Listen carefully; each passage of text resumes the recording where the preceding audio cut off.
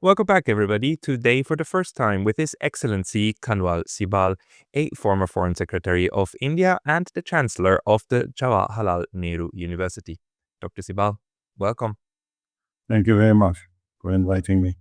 Well, thank you very much for saying yes to this. You tweeted actually about the incident that happened last week in which the United States actually sank an Iranian ship that was on its way back from a exercise together with, not an exercise, a parade actually, I believe it was, in India that was on the invitation of the Indian government, and on its way back it was sunk by the United States, and I think something like over 80 sailors died. The US also refused to rescue the survivors. Can you maybe tell us about your assessment of this affair and how impactful you think it is on India? You know, this exercise that India holds every 2 years is called the Milan exercise. And in Hindi, Milan means getting together, confluence. So the entire exercise is based on encouraging and establishing cooperative mechanisms on the ground in the Indian Ocean to promote peace and secure the very important lines of communication, because it is through the Indian Ocean that your energy and trade flows, especially directed towards East Asia, which are absolutely critical.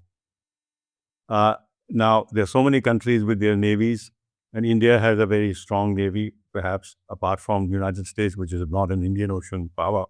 We have the strongest navy in the Indian Ocean. So it has always been our endeavor to create confidence in the littoral countries, in the Indian Ocean countries, of the positive agenda that the Indian Navy has to encourage mutual understanding and security. In other words, the whole aim of the exercise is to promote peace and understanding. Now, Iran was invited to this exercise, which includes a fleet review and a parade before our president, which he accepts the salute, and the Iranian contingent also marched before her. So they were our guests. The Americans had also been invited, and the Americans have participated in the past regularly in this. But this time at the last minute, they withdrew. But as I understand, their P-8 aircraft, the maritime surveillance aircraft, which is extremely powerful, participated in the exercise. Now, it would appear that the Americans may have decided to withdraw at the last minute because the Iranian Navy was participating, and there was an armada, US armada, massed in around Iran in the Persian Gulf area. And since they had this maritime surveillance aircraft, so I assume that they could track the movement of the ship. And when the ship had left the Indian shore, the Indian port, and was in the EEZ of Sri Lanka, it was sunk. And 80 died, 30 were rescued, and others are missing because it had a larger contingent on board. Now, India, as I said, has been very active in creating this sense of mutual confidence in the Indian Ocean. We have a concept called Sagar, which actually in Sanskrit means ocean, but it is security and growth for all in the Indian Ocean region. And then we have a Mahasagar, which means a great ocean, which also projects India as a net security provider in the Indian Ocean, because we have been the first responders whenever there's been a tsunami or a natural disaster of any kind, etc., etc. Now, our entire philosophy in the Indian Ocean is very, very different from what the Americans have done, bringing the war to the Indian Ocean. Now, if they had sunk this ship close to the Persian Gulf when it had almost reached home, and that is the war area, conflict zone, then it would have presented a somewhat different picture for us. But doing it in our vicinity, in the context of what I explained, to my mind, is totally unacceptable. And the Americans didn't take us into confidence. They knew that this would embarrass us. Indian public opinion, especially the opposition, is very agitated that the Americans have done this, and the government has not condemned this or even expressed condolences for the loss of lives. So this became a pretty hot potato issue politically in India. So this is the background. And what does this? Where does this put India? In fact, now the war, the United States and Israel actually started the war just a couple of days after your Prime Minister Narendra Modi went and visited Israel, and he tweeted very publicly about this, visiting my great friend Benjamin Netanyahu, and he was very open about it. Very, he used it as a PR moment. And then only a few days later, the US and Israel attack Iran. And then the ship is sunk. And is this changing the way that the Modi government can or does approach its relationship with either Israel or the United States? Well, with Israel, we've had a very long-standing relationship. They have been extremely helpful to us on the security side at critical moments. Since they feel targeted by terrorism, so we are on the same wavelength when it comes to dealing with terrorism, countering terrorism, because we've suffered from this for a long time. And in terms of you know equipment and material and technologies which can help us to fight terrorism, they have been very helpful in the past, and they are a big source now of supply of defense equipment to India.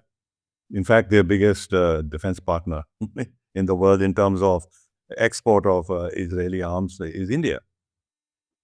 So we have, and then there are other areas, uh, agriculture and et cetera, in which they have technologies from which India has benefited. So it's a long-standing relationship. At the same time, we have in the last few years really deepened our ties with the Gulf countries, especially with the UAE, which has become our principal partner in the Gulf and the principal hub of our policy in the Gulf, along with Saudi Arabia. But Saudi Arabia also has become a close partner, but less so. And both these countries have been actually cooperating with us in counterterrorism activities, especially the UAE. And then, as you know, there are all these projects of ITU2, India, Israel, United States, UAE, in terms of future cooperation. This was at the time when it seemed that the Abraham Accords were getting some traction. And Saudi Arabia has been also a part of this larger remodeling of the Gulf in terms of relationship with Israel. As you know, there is the IMEC, India Middle East Economic Corridor, of which Saudi Arabia is a part. And the initial concept was that it will go to Haifa and from Haifa to Greece. So Israel was a part of it. And you know, and I know that behind the scenes, Israel and Saudi Arabia have had a very constructive and close dialogue. Yeah. All this has never been mentioned openly. And Bahrain has also recognized Israel, diplomatic relations with Israel, along with UAE. So we've had, therefore, the possibility of balancing our ties with both Israel as well as the Gulf countries, especially the UAE, where we signed the FTA with them within 90 days. And really, it has benefited both sides. Our bilateral trade has gone up to 70 billion, and by 2030, it will go up to 100 billion. And we are tied up with the UAE, and this region is especially the UAE, in terms of future technologies, because their ambition has been to become a center for advanced technologies, AI, semiconductors, even space and everything else. They have the money, and they are now catering for an era when they will not have to depend on oil for development. So they are developing a different model of growth in which India, which is a neighbor, historical neighbor, has the capacity, can scale up things, has the human talent. So there has been a synergy of interest, including in terms of food security. Mhm. One of our biggest exports to this area is food. Anyway, so we were able to balance that. Iran has been an issue, but then there was tangible, visible progress in relations between Saudi Arabia and Iran, which was brokered a little bit by China towards the end. Re-established diplomatic ties. There was a sense of confidence developing because Saudi Arabia, with its own development plans, the Naim project, which sort of is very, very ambitious, it had been scaled down now, which required peace in the Middle East, in this region. Yes. And because if there was no peace and if there was a constant threat of conflict and war, then the investment that Saudi Arabia expected would not have come in, etc., etc. So now that model has broken down. Uh, Iran, because of the US-Israeli war against Iran, which to my mind is totally uncalled for and a very serious mistake that they have committed. And it is not in their hands to remedy the kind of situation that they have created in the short to medium term. And this is going to be a huge problem for India. And as we go forward, I can explain to you why it is. But we don't have many cards to play because it is a it is a war that Israel has willed and the United States has willed, totally disregarding the interests not only of India, but this entire region and, in fact, the entire world, because this has global repercussions. They have not thought this through. They thought it will be like Venezuela. You go in, you abduct the head of state, and everything is solved. And you have a quisling there who can cooperate with you, and the regime stays, but the regime cooperates with you. This is not the model that they could have actually followed in Iran at all. Complete misjudgment. Hey, very brief intermission because I was recently banned from YouTube, and although I'm back, this can happen anytime again. So please consider subscribing not only here, but to my mailing list on Substack. That's pascalotta.substack.com. The link's going to be in the description below, and now back to the video. I share that assessment, complete misjudgment. But the question then to India is like, where does this leave India in its foreign policy? Because okay, on the one hand, you've had India has had very good relationships with all of the U.S. allies in the region. Kind of not very close relationship with Iran, but I suppose a working relationship because you actually invited also. I mean, India invited the Iranians to participate in these kind of, let's call them also confidence building measures, right? To say like, okay, even if we are not very close, at least let's have some working relationship with each other, even navy to navy. I mean, those are very important efforts to be done. And now that this war is being started, and also it's globally a war that is kind of a blatant war of aggression, right? In just the same way as India I think saw Russia as the aggressor in the war against Ukraine, but then said like we are not going to impose sanctions, and came under a lot of fire by the Europeans and the Americans for not doing so, and continuing oil trade. India stood its ground. Where does this war put India, and do you think that there is again a ground for India to stand on, to say like, no, we're going to defend this our position now? Couple of things. One is that we never took the line that Russia is an aggressor in Ukraine, because we are at a distance and we can therefore objectively judge what triggered the Russian military intervention in Ukraine. There's a whole history that goes back to the time that the Soviet Union collapsed and then NATO began expanding progressively. I don't have to go into the history, everybody knows that. I was ambassador to Russia. I have a good insight into what Russia's concerns have been. In fact, I was there at a time when Bill Burns was the US ambassador to Russia, and we engaged with each other. And I know what his thinking is, which he has now revealed in his book, The Back Channel, where he tried very hard to tell the US government, please don't open the door to Ukraine and Georgia for NATO membership. This is not only the concern of the Kremlin, it's the concern of Russia. Anyway, now bearing that in mind, and I was an ambassador when in Russia when Putin delivered his Munich address in 2007. So I know a little bit. We never looked upon Russia as as an aggressor in Ukraine, keeping in mind the history of it. Whereas, of course, it is true that if you just isolated what happened in 2022 and looked upon it simply in the context of the UN Charter and international law, you could say that it was a violation of the sovereignty and integrity of a state. But what caused it, and I'm not even talking about the Minsk agreements, where both Merkel and Hollande have said it was to buy time for Ukraine to rearm itself. And therefore, we have abstained. We constantly in the UN Security Council and in the UNGA for this reason, that we genuinely believe that while Russia may be at fault in terms of what it did, but there's a history to this, and therefore those who want us to condemn Russia, their own hands are not clean.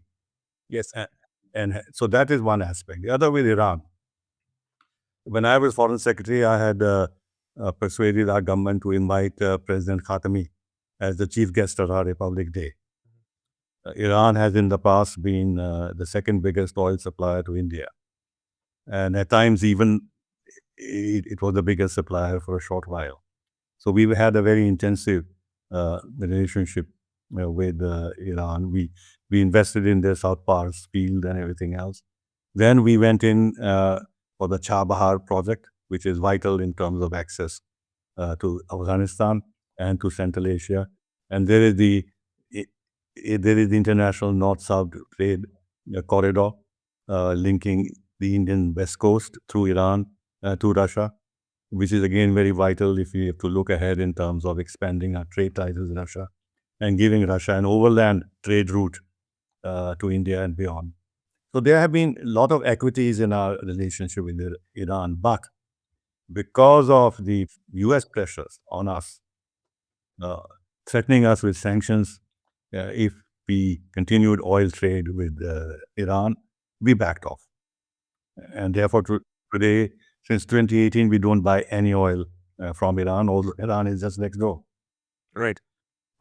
In the past, I know they didn't want us to have any contacts with between Indian Defense Forces and the Iranian Defense Forces. But nevertheless, we invited them to our exercise. Our Prime Minister has been there. The Rouhani, Ahmadinejad has been, the presidents of Iran have been to India. Our foreign minister has been to Iran. Our defense minister has been to Iran. So we're keeping our Iran relationship going, knowing that there are big hurdles because of the US policies. And given the fact that our equities in the Gulf far outweigh our equities with Iran, which are there. So we have strengthened our ties with the Gulf countries and kept our relationship with Iran going at a level at which it will not cause us problems. But now that model of our policy in this area, that has got seriously disturbed by what the US and Israel have done. If we give some sort of a support to Iran, then we are at odds with US, Israel, and the Gulf countries. And if we go whole hog with US, Israel, and the Gulf countries, then we are potentially breaking down our relationship with Iran, knowing that this war is totally unjustified. So it's a difficult policy to pursue, and we will continue to do what we can. You know, my channel and my field of study is called neutrality studies because I look at neutral actors, not just those that proclaim neutrality, but also those that find themselves in that position just out of where they are and what they're doing and what their interests are. And the most natural thing to happen in times of conflict is that either conflict party will try to drive the neutrals closer to them or away from the enemy. Do you think that the sinking of that ship right in the Indian Ocean, as it was in one of these exercises, was actually meant also as a clear signal toward India? Do you interpret it as such, or do you think no, this was just the United States trying to eliminate any assets that Iran had? I think the latter, because we are involved in very, very elaborate exercises with the United States called the Malabar exercises, which later became quadrilateral with Australia, Japan, and Australia joining in. And now all 4 countries participate in this Malabar exercise, which with every year it becomes more and more complex with more and more advanced ships, submarines, etc., participating in this exercise. In addition to that, uh, the maximum number of military exercises that we hold with any country is the United States of America. Army, Navy, Air Force, plus trilateral services exercises we do with the United States. So the United States didn't have to send us a message by sinking the Iranian ship of any kind. I mean, if the idea was to say, look, you should be more in our camp, in inverted commas, when it comes to military exercise in the Indian Ocean or in China, we are already there with the China threat in mind, frankly. It's supposed to be a deterrent against China and et cetera, et cetera.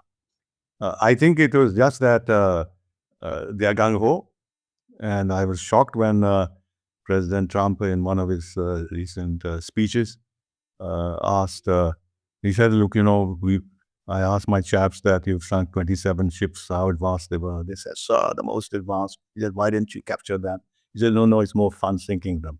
Now, if you have this kind of thinking and approach and say this publicly, as if it's a video game and there are no human lives involved, and it's fun sinking ships, it has nothing to do with India.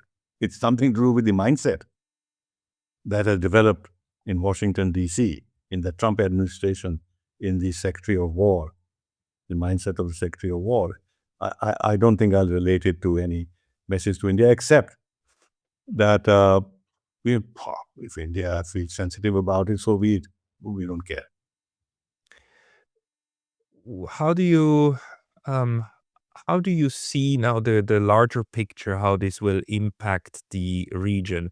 The war has now, we are speaking today on March 11th. It's been almost 2 weeks. It's been 12 days since the attack started. Iran is seems to be far from giving in. They just elected a new supreme leader, the son of the previous supreme leader, a new Ayatollah Khomeini. And the strategy of the Iranians seems to be to seriously punish the U.S. and Israel, and send and the allies in the region. And this war might drag on for quite a significant time. And there's the Strait of Hormuz, although the Iranians didn't close it outright, it's de facto closed because these ships cannot get insurance anymore and basically are in port at the moment. What is your analysis on this, and what are your expectations about the near and midterm future? I'm very pessimistic for this reason that I don't think there can be a regime change in Iran of the kind that the US wants or hopes for. Now, if theoretically there was a regime change, fundamental regime change in Iran, where Iran is no longer an ideological state, any ideology, Islamic or otherwise, or nationalistic or whatever, is simply stuck out of the country, and people are put in power which have support on the ground, which have a totally different view of the world and Iran's relationship with the rest of the world, are willing to accept complete American diktat and Israeli diktat, because the both will come together, and therefore put all their resources, including their oil resources, at the hands of the United States, give up completely their nuclear program of any kind, and as well as the missile program, and entirely alter their regional role. This is what the US and Israel want. This will not happen. Now, if this doesn't happen, and there is some kind of a solution of thoughts, which leaves the regime intact, where there's some kind of a compromise on some of the issues which are troubling their relationship, which means that the nuclear issue of Iran will not be resolved in the way the United States and Israel want. The missile issue will not be resolved, and the regional role of Iran will not be eliminated. Okay, they've lost in Syria, the Hezbollah has been weakened, the Hamas may have been weakened, but there are Shia populations in this region. Iraq is a neighbor, it has a Shia population, etc., etc. So it's not as if Iran's regional role can just evaporate. It will be there. It'll be there. Now, in that scenario, what do the Gulf countries do? Now it is quite clear that the fact that they have been attacked has caused great jitters amongst them. They have been attacked because Iran says you are hosting US bases. There are some who are now saying, some voices now, which say that, look, we thought that the US bases will protect us, but on the contrary, they have made us more vulnerable. But in a scenario which I just outlined, where there's no real solution, how do they then look after their security? They have to go back to the United States. They have to go back to US bases. They can't eliminate them. Otherwise, they'll become completely hostage to a surviving Iranian regime, government. So I don't see an easy way out. And the fundamental mistake that has been done is to treat Israeli security. I'm not saying that Israel doesn't have security concerns, but to treat Israeli security as absolutely the linchpin of the security, not only in West Asia, as we say, but the entire world. I mean, there are other countries who have security interests, major security interests in the global system. And it cannot be that Israel's security is the be-all and end-all of any policy that the United States will pursue. Then how to break the US-Israeli link? I can't see that happening either, at least under Trump or even beyond that. So just underlining why I'm pessimistic. Yeah. No, it's a situation to be pessimistic about, and it's very dire for like millions and millions of people in the entire region, even over and beyond Iran. We are seeing at the moment how the war is spreading out, and how it's going to be very difficult to contain this in any meaningful way. But let me maybe ask you, because India is of course the eye in BRICS, right? But BRICS was recently enlarged to include also Iran and Saudi Arabia. So this is actually also the first time a direct BRICS member was attacked. Is this to any concern of India at the moment, or what do you think it does to the entire kind of BRICS movement as an alternative way for global infrastructure and international infrastructure building? When I was ambassador to Russia, and I met Primakov at that time also, the whole idea of RIC began, and the first meeting at the foreign ministers level began, and then it sort of got expanded to BRIC without South Africa, and eventually BRICS. And that was an answer to US unipolarity, which was very much operative at that time. And that fundamental thinking in BRICS, that you must promote multipolarity, that you must accept that there is dispersal of power, and the kind of global hegemony that the United States has enjoyed because of the dollar, because of their economic strength, because of their military strength, and willingness to reject any oversight by the United Nations or the Security Council and do what they want, that these countries, if they came together, while they may not be able to checkmate the United States immediately, but they can, over course of time, develop mechanisms to promote an alternative vision of the world, an alternative way of how the countries should relate to each other, develop some economic mechanisms like the New Development Bank, etc., trade in their own national currencies, and carve out greater role for themselves, and become a pressure point for the reform of the international system. So that objective remains, but it is a medium to long term objective. Some success has been achieved, but the United States remains the most powerful actor in the world. And if you have an irrational president as the president of such a powerful country, then there is even a greater problem for the international system. Now, in this context, you asked me the question about India, but I can turn around and ask not you the question, but the rhetorical question. One finds that Russia is helpless and China is helpless. They suffered a defeat in Venezuela. They couldn't do anything. Now Russia is suffering a geopolitical defeat virtually next to its borders. And because it is embroiled in the Ukraine and has this dialogue going on with Trump, and still hoping that Trump can play some useful role, their hands are tied. Beyond some support, they cannot intervene in this conflict. And China, as you know already from their statements, you can see that they are distancing themselves from this conflict. Because while they have been getting 80% of Iran's oil, it still constitutes about 10% of their global imports.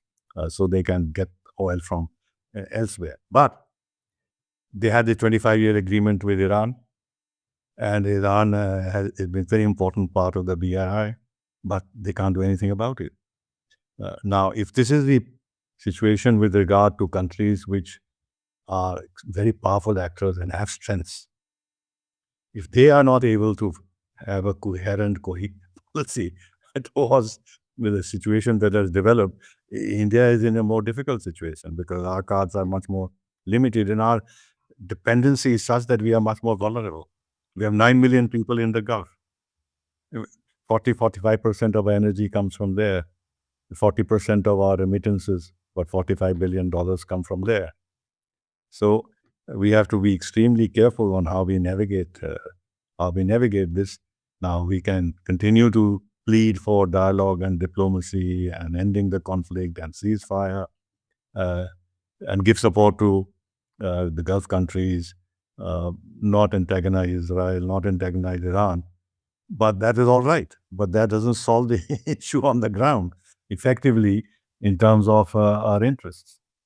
Absolutely. I see that this is a very, very delicate situation. I was more wondering whether you think that this event now, this war, will it impede the BRICS process? Is it also an attack against BRICS, or will it actually strengthen the BRICS process because it again drives home the importance of cooperation among those willing to cooperate toward the multipolar world? I think it will strengthen the consensus that BRICS has to be expanded and developed further, and that this is the only way in which the power of the United States and the unbridled use of power can be checked. Because there is no alternative. There is no alternative. One. Number two, as we can now see, India is now becoming much more open to China. Yesterday or day before, we issued our new policy with regard to Chinese investments in India. Not only Chinese, but foreign investment in India, but also Chinese investment in India. And we have modified some of the restrictions that we had earlier imposed, which was not blatantly, overtly directed at China, but we had imposed restrictions in terms of investments from countries that border India. So, but the target really was China, because other countries don't have the capacity to invest in India in any case. So that we are beginning to dilute those.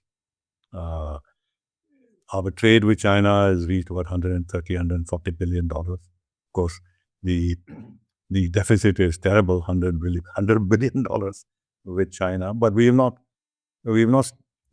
try to interrupt that trade. This gives a stake to China in our economy. And of course, we can't do without it. If the rest of the world can't do without Chinese manufacturing in certain areas, how can India do without that? So our self-interest is also involved. We're going to we are the chairman of the BRICS this year. All these issues will be discussed and the consensus will have to be reached. It'll be a delicate task for us because since Iran is a member, Iran would like its entire position to be supported by the other BRICS countries.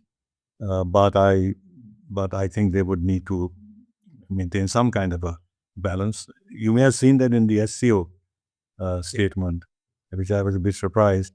While there was a condemnation of U.S. attack, Israeli attack on Iran, there were no condolences expressed over the political assassination of Khamenei.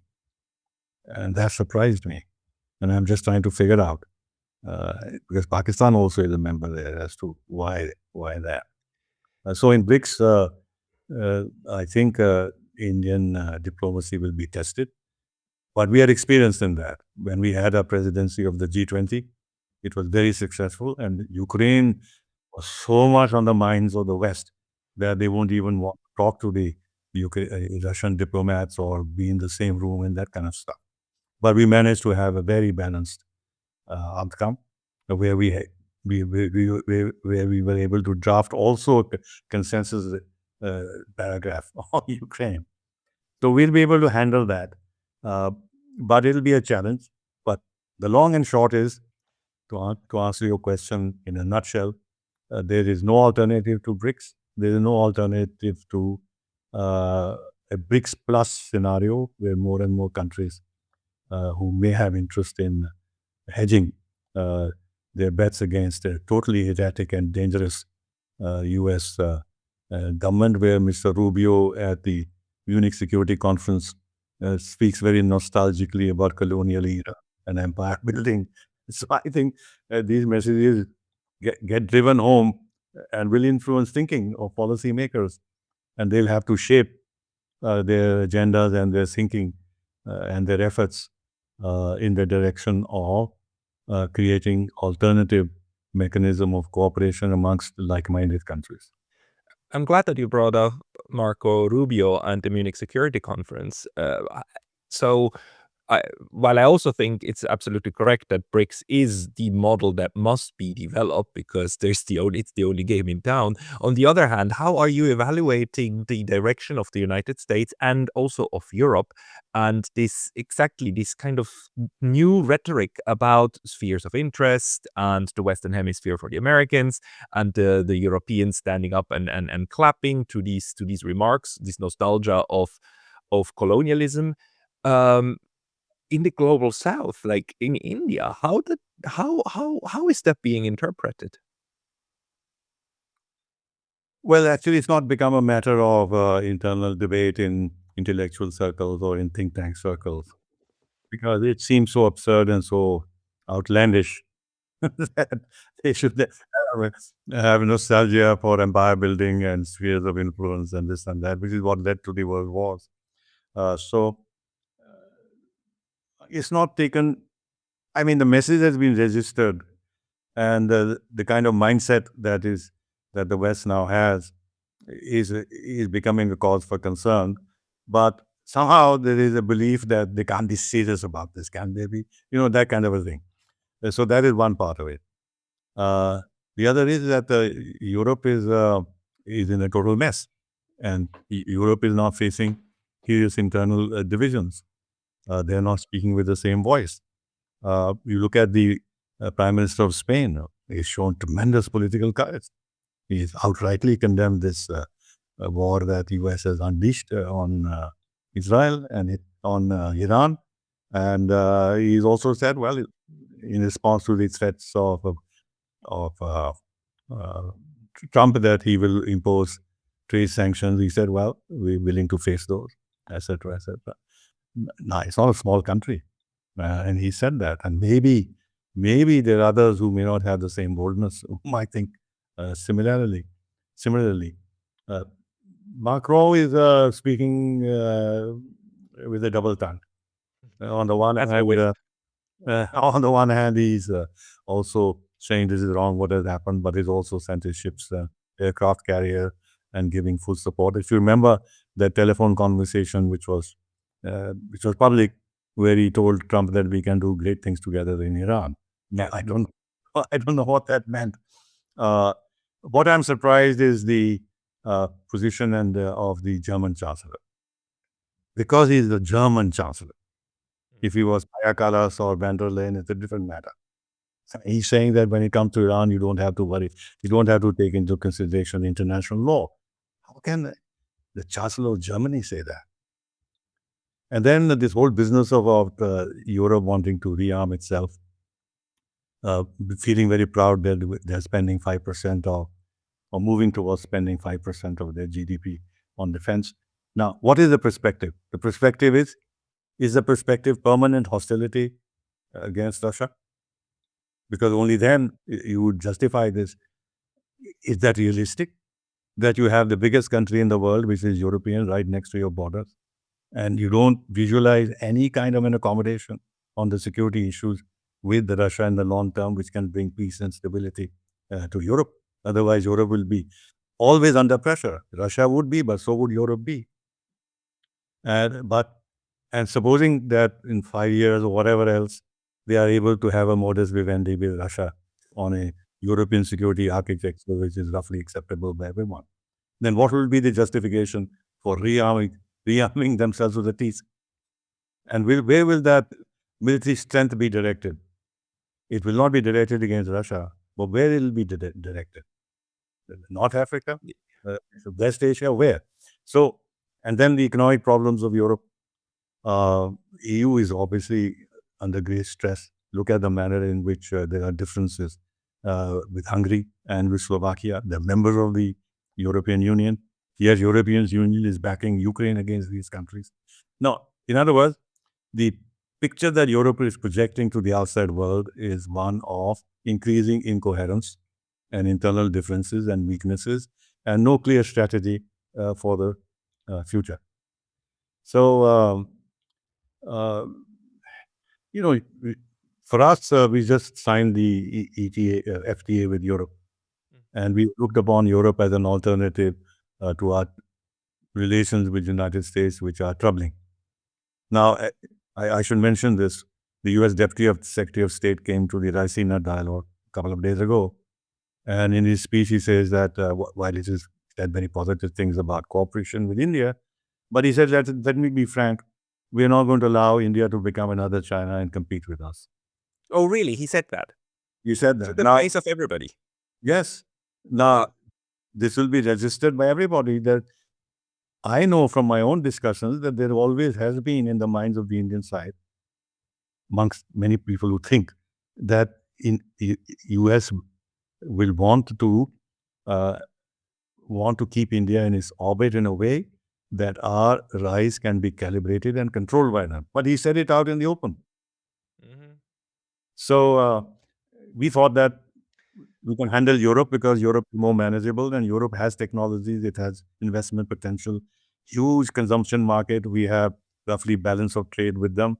So we were looking upon Europe as an alternative and a viable alternative. But if Europe is drifting, then our hopes may be partially belied. Yeah, and I feared that for as outlandish that this colonial talk might sound, this is how they operate. This is actually the mindset, not that emerged over the last 1 year during the Trump presidency, but this is the mindset that always was there, but it was under a blanket of like liberal talk, liberal speak. And now it's just out in the open, and they're getting more and more blatant about it. I mean, telling something like this to the face of the Indians is actually it's very revealing. It's very telling that that they're very serious about this rebuilding the U.S. hegemony and exercising it as totally as possible. Isn't this a worry in India at the moment, or in your circle? So it's not that big. It is a worry. It is a worry. But I'll also address what you asked, which I haven't really frontally addressed, the spheres of influence business. Mhm. Now, okay, United States says Monroe Doctrine, and the Western Hemisphere is ours.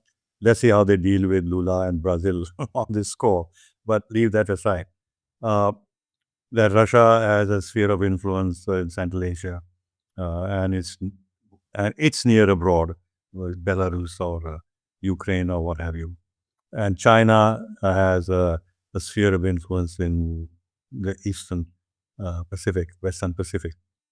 Uh, First of all, uh, China is challenged there.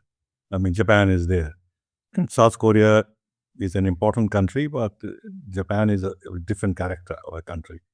Uh, and and Takeshi has made it quite clear she's not going to accept the Chinese Germany, and the manner in which the Chinese so brutal against her, including Wang Yi at the Munich Security Conference. You see the language; it is no holds barred.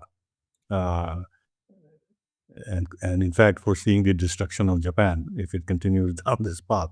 Now, India, why would India accept China's sphere of influence in Asia? I mean, if it is limited to East Asia, so be it. But there is whole Asia beyond East Asia. India is not going to accept China's sphere of influence. And how will China exercise its sphere of influence in our part of the world? So this kind of nonsense about spheres of influence is not going to operate effectively on the ground, and much less the G2 nonsense that Trump has spoken about in the past. There's no way that even Russia would accept a G2. So in a sense, like India at the moment just rejecting this entire framework and saying like, okay, you guys can say whatever you want and be as loud as you want. At the end of the day, you're not going to succeed in kowtowing everybody into one or the other camp, and there will always be different powers, and India is going to be one of them. So in this sense, you're looking at the US and China as problematic, and as countries like Japan probably more as somebody to cooperate with, and Europe more to cooperate with in order to create some form of strategic balance. Is that about the approach? Well, I don't think China, I mean, I'm not a great admirer of China at all, but I don't think China is comfortable with the idea of a G2 for a variety of reasons. First of all, America has 80 bases all over the world or something like that. And China, 800, and China has one in Djibouti. It might get another one in Pakistan. So it doesn't have the capacity to uh, uh, operate outside its area, limited area, effectively militarily. Where it could be a kind of a G2 in a sense, is on the economic side because of the tremendous hold they have today on advanced technologies, on through the BRI. They are the biggest economic partners of most countries in the world, including the United States. It has a great influence in the UN now. In fact, is the second biggest funder of the UN. It occupies very, very important posts in the UN. So it will always continue to exert its influence through the UN mechanisms and will muster support amongst the developing countries and this and that.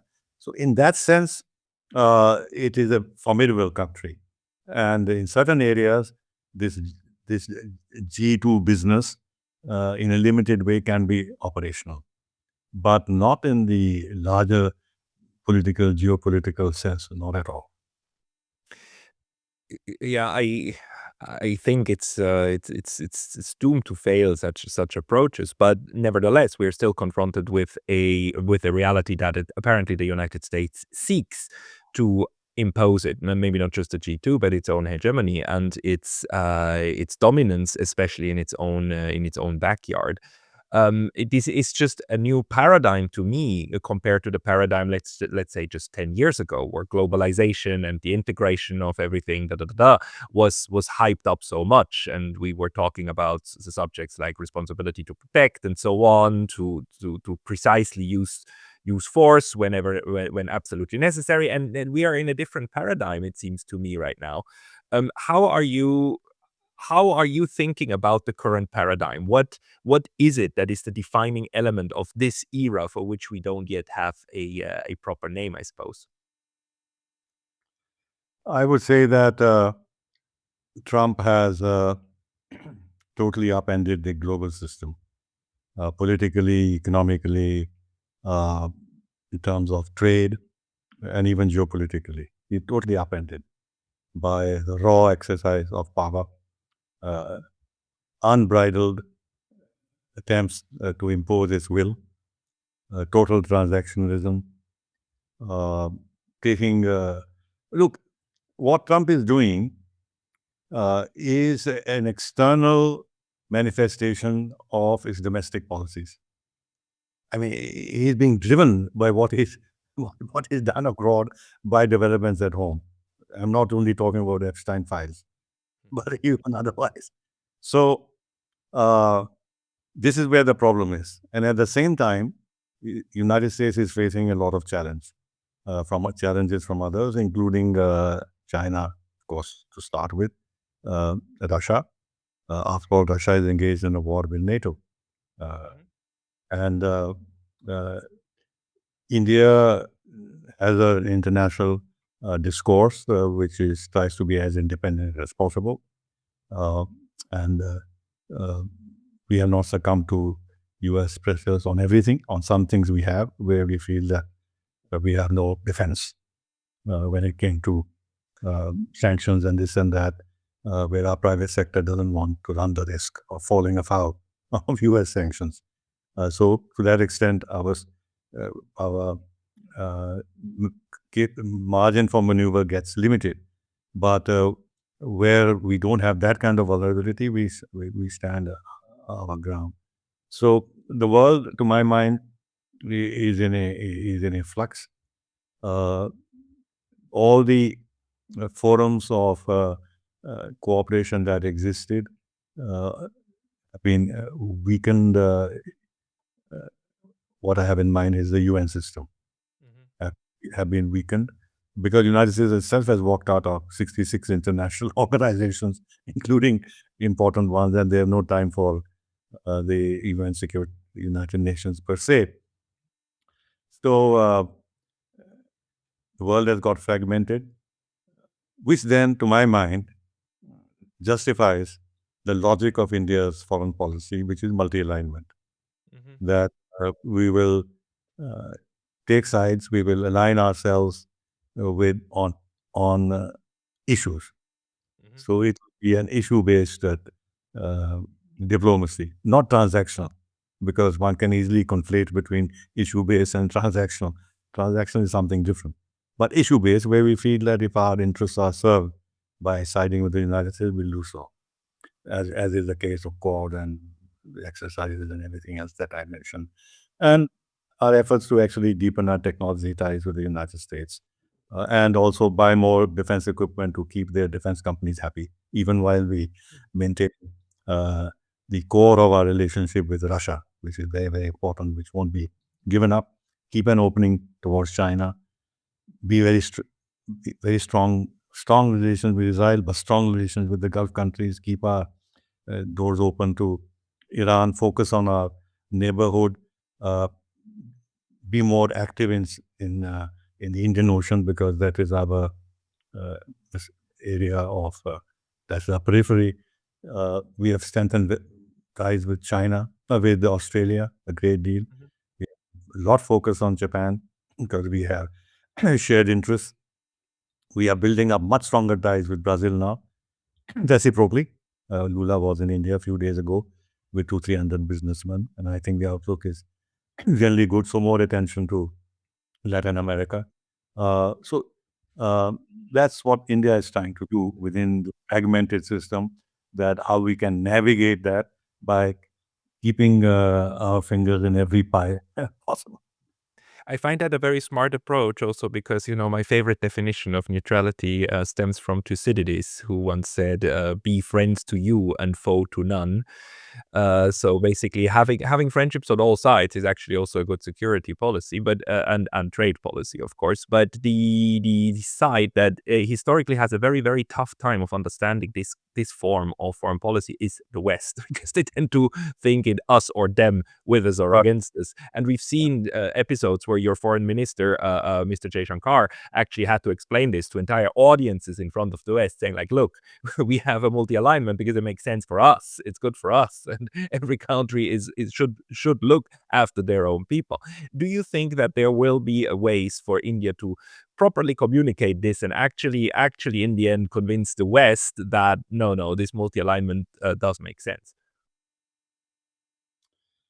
I think to some extent the US has grudgingly accepted this because they know that they cannot push India too far beyond losing their real equities in India going forward. For this reason that China is an issue, China is a problem. China is posing severe competition. China has got the upper edge in so many areas, but India is rising. Already the fourth largest economy by 2030, definitely the third largest. And if you project further, by 2035, beyond that, we will be maybe $19-20 trillion economy by 2050, $35 trillion economy. Huge market, very young population, pent up consumption demand. So why lose this market? The largest number of people working on semiconductor technology are Indians, and the second largest in the AI are Indians. So there's a huge talent pool. So Western corporations and now Europeans have joined in to set up global capability centers in India to take full advantage of India's human talent.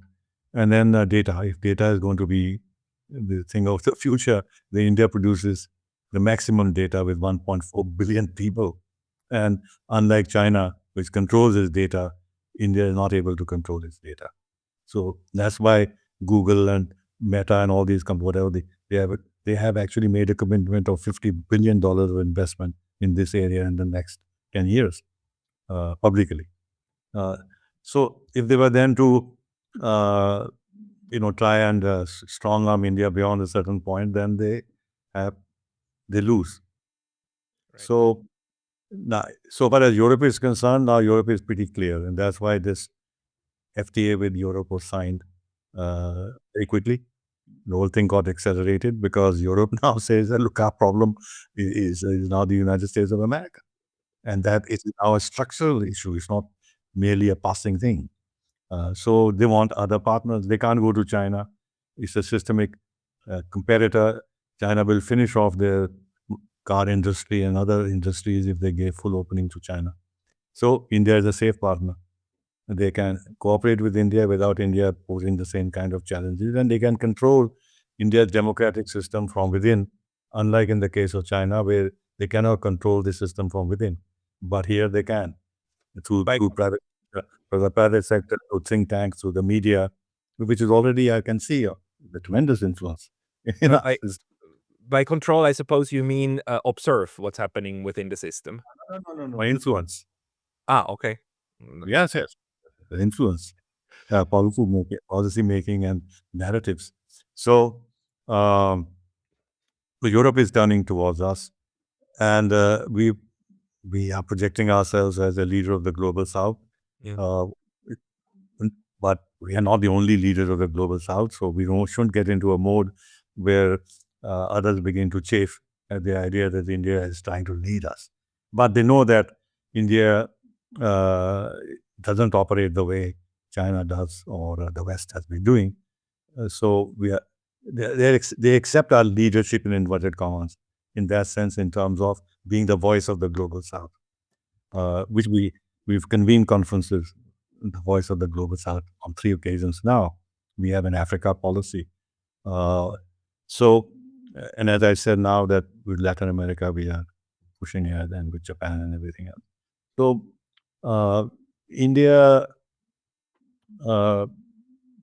is is managing reasonably well, I think. The challenge, of course. These were very, very interesting insights, Dr. Sibal. Like I very much enjoyed these explanations by yours. People who want to find you, I think they should go and find you on Twitter. But is there another place where you regularly publish maybe your thoughts or your analysis? Well, I write a lot, and I have your email now, and I'll put you on my list, and I will send. I do a lot of podcasts here, but then podcasts, you have to have time because it's 30, 40 minutes. Everybody doesn't have that kind of time. So I'll spare you the podcast, but I'll send you the articles, certainly. Yes, please. And I will put a link to your X profile into the description box of this video below. Secretary and Dr. Sibal, thank you very much for your time today. My pleasure. My pleasure.